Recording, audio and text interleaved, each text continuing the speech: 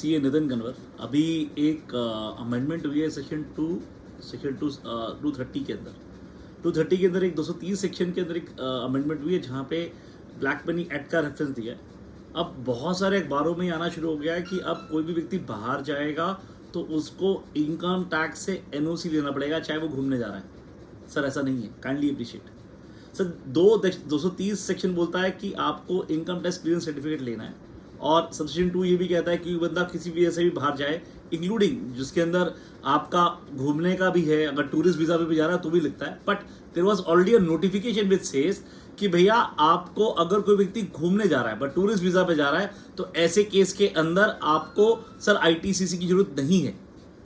अब सिर्फ किस व्यक्ति को आईटीसीसी की जरूरत है? जो व्यक्ति हमेशा के लिए बाहर जा रहा है, राइट। अब आप सोचेंगे फिर इसका अमेंडमेंट क्यों हुई? सर अमेंडमेंट क्यों हुई कि व्हाट हैपेंड सर, 230 के अंदर सिर्फ 3 एक्ट थे। पहले गिफ्ट टैक्स एक्ट, एक इनकम टैक्स एक्ट और एक वेल्थ टैक्स एक्ट, जिसकी लायबिलिटी सर असेसिंग ऑफिसर देखता था before issuing income tax clearance certificate, जो व्यक्ति हमेशा के लिए बाहर जा रहा है।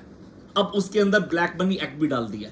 तो व्हाट आई वांट टू से, अब इनकम टैक्स क्लियरेंस सर्टिफिकेट कोई व्यक्ति हमेशा के लिए इंडिया से बाहर जा रहा है और उसको आईटीसीसी चाहिए, तो ना केवल उसको इनकम टैक्स या वेल्थ टैक्स या गिफ्ट टैक्स भी देखना, साथ के साथ उसे ब्लैक मनी एक्ट की कोई लायबिलिटी है उसको भी चेक करना है। अगर वो चारों लायबिलिटी खत्म है उसके बाद वो आईटीसीसी देगा।